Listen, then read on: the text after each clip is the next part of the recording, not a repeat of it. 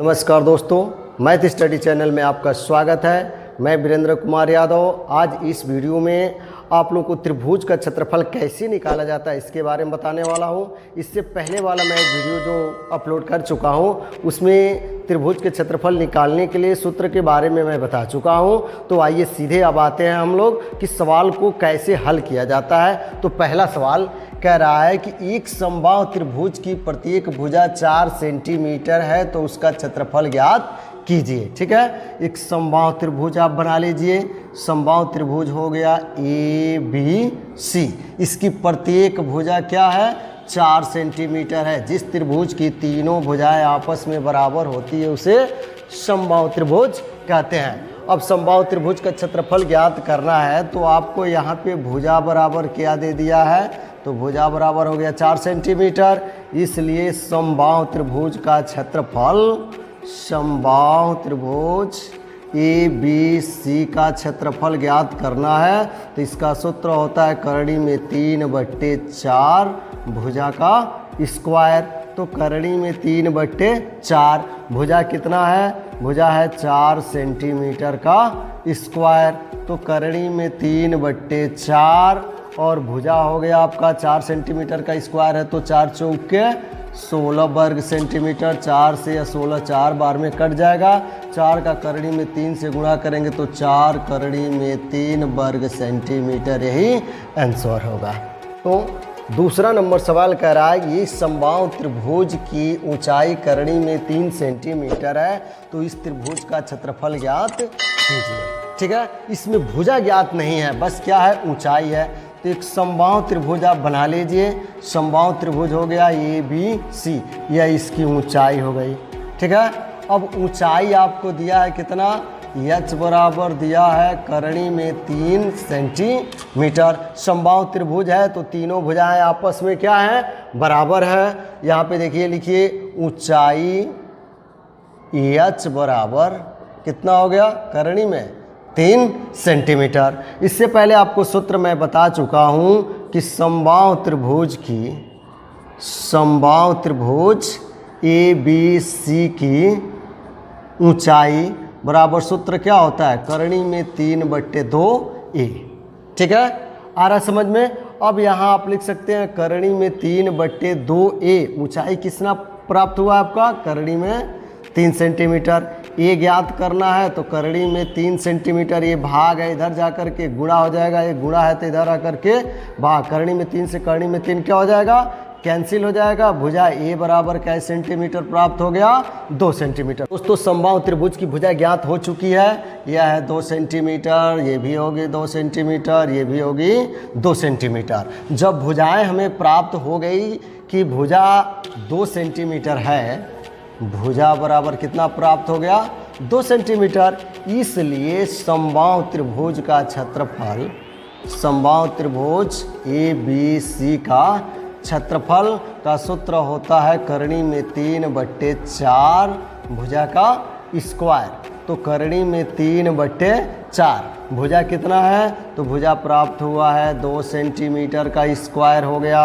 करणी में 3/4 और यहाँ पे 2 का वर्ग करेंगे तो 2 दूना 4 वर्ग सेंटीमीटर। 4 से 4 कैंसिल हो गया तो दोस्तों क्या बच गया? यहाँ पे बच गया करड़ी में 3 वर्ग सेंटीमीटर है। दोस्तों, एक समबाहु त्रिभुज की प्रत्येक भुजा उस वृत्त के त्रिज्या के बराबर है जिसका क्षेत्रफल 154 वर्ग सेंटीमीटर है।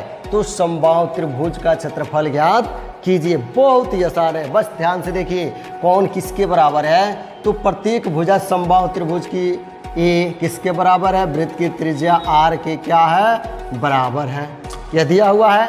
अब यहाँ पे आगे आपको दे रहा है कि वृत्त का क्षेत्रफल कितना है? 154 वर्ग सेंटीमीटर है।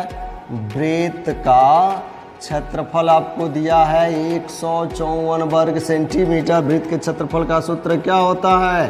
पाई आर स्क्वायर बराबर 154 वर्ग सेंटीमीटर। पाई का मान कितना होता है? 22/7 आर स्क्वायर 154 वर्ग सेंटीमीटर। आर स्क्वायर बराबर 154 वर्ग सेंटीमीटर, 7 भाग है तो गुणा हो गया, और 22 गुणा है तो 22 आकर के क्या हो जाएगा, भाग हो जाएगा।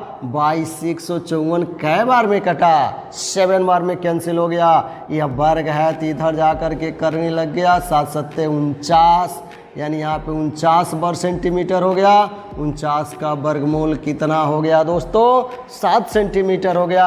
अर्थात समबाहु त्रिभुज की भुजा ये बराबर कै सेंटीमीटर हो जाएगी, 7 सेंटीमीटर हो जाएगी। इसलिए आपसे क्या पूछा है कि समबाहु त्रिभुज का क्षेत्रफल ज्ञात कीजिए। तो समबाहु त्रिभुज का क्षेत्रफल का सूत्र क्या होता है, करनी में 3/4 और भुजा का स्क्वायर।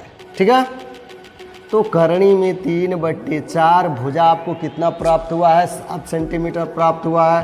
तो 7 सेंटीमीटर का स्क्वायर हो जाएगा, 7 सत्ते 49/4, करनी में 3 वर्ग सेंटीमीटर। यही आंसर दोस्तों। चौथा नंबर कह रहा है कि एक त्रिभुज का क्षेत्रफल 1176 वर्ग मीटर है तथा इसके आधार और संगत ऊंचाई का अनुपात 4 संबंधित 3 है, तो इसकी ऊंचाई ज्ञात कीजिए। दोस्तों बहुत ही आसान है, आप इसमें पहले मान लेंगे, माना किसका किसका अनुपात है, आधार और ऊंचाई का।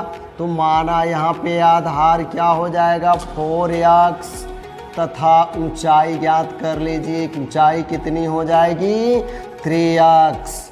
ठीक है, जब अनुपात का सवाल दिया रहता है तो यहाँ पे जो मानेंगे इसके साथ गुणांक में वही दूसरे वाले के भी साथ हो जाता है। तो यहाँ 4x माने तो यहाँ पे कितना हो गया 3x हो गया। ठीक है, अब चूंकि इसका क्षेत्रफल दिया है, त्रिभुज का क्षेत्रफल आपको कितना दिया है 1176 वर्ग मीटर दिया है। अब दोस्तों इसमें क्या करना है, इसका क्षेत्रफल 1/2 और लंब गुणे क्या होता है, आधार बराबर 1176 वर्ग मीटर।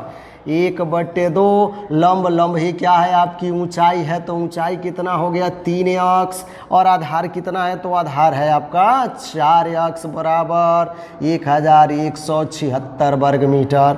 अब यहाँ पे 2 वर्ग मीटर, अब 2 से या 4 आप 2 बार में काट देंगे, x में x का गुणा करेंगे, x स्क्वायर हो गया बराबर 1176 वर्ग मीटर। नीचे क्या चला आ गया आपका, इधर गुणा है तो भाग में आ जाएगा 2 और 3, यानी 2 तिहाई 6 से इसको काटेंगे तो 196 बार में कैंसिल हो जाएगा। ये वर्ग है तो इधर जा कर के क्या हो जाएगा, करनी लग जाएगा। करनी में 196 वर्ग मीटर, 196 का वर्गमूल कितना होता है 14 मीटर होता है। तो x का मान आ गया 14 मीटर। इसलिए आपसे इसमें क्या पूछ रहा है, ऊंचाई ज्ञात कीजिए। तो ऊंचाई बराबर आपका यहाँ पे कितना है 3x है, तो 3 × x का मान कितना है 14 मीटर है। 14 तिया 42 मीटर इसकी ऊंचाई होगी। दोस्तों यही आंसर होगा। वीडियो को अंत तक देखते रहिए, सभी सवालों को हल करने में बहुत ही आनंद आएगा। दोस्तों पांचवा सवाल देखिए क्या कह रहा है, किसी समबाहु त्रिभुज के परिमाप का संख्यात्मक मान उसके क्षेत्रफल के करनी में 3 गुना है, तो उसका भुजा ज्ञात कीजिए। बहुत ही आसान है। अब जानते हैं कि समबाहु त्रिभुज का परिमाप का सूत्र क्या होता है, 3a होता है। ठीक है, और इसका क्षेत्रफल क्या होता है, करनी में 3/4 भुजा का स्क्वायर होता है। अब इसमें क्या कह रहा है कि इसका परिमाप जो संख्यात्मक मान है वो क्षेत्रफल के कै गुना है, करनी में 3 गुना यह है। तो आप इसमें करनी में 3 का गुणा न करते हुए आप इसमें कर दीजिएगा करनी में 3 का गुणा, है ना आसान। वो कह रहा है इसमें करना है, लेकिन आप इसके उल्टा इधर कर दीजिए। अब यहाँ हो गया 3a, करनी में 3 से करनी में 3 का गुणा करेंगे तो क्या हो जाएगा, करनी में 9 का वर्गमूल 3/4, और भुजा आपका क्या है a है, a स्क्वायर हो गया। अब यहाँ एक घात से या एक कैंसिल हो गया, 3 से एक बार में 3 कट गया, ये 4 भाग इधर करके गुणा हो जाएगा, तो ये बराबर हो जाएगा आपका 4 इका। दोस्तों आज का सवाल यहीं तक रहने देते हैं, अगला सवाल लेकर के अगले वीडियो में फिर मिलेंगे। दोस्तों यदि मेरे चैनल को पहली बार विजिट कर रहे हैं तो चैनल को सब्सक्राइब करके बेल आइकन दबा दें, ताकि आने वाले वीडियो का नोटिफिकेशन आपको मिलता रहेगा। और दोस्तों वीडियो पसंद आया हो तो लाइक शेयर और कमेंट जरूर करें। Thanks for watching my video.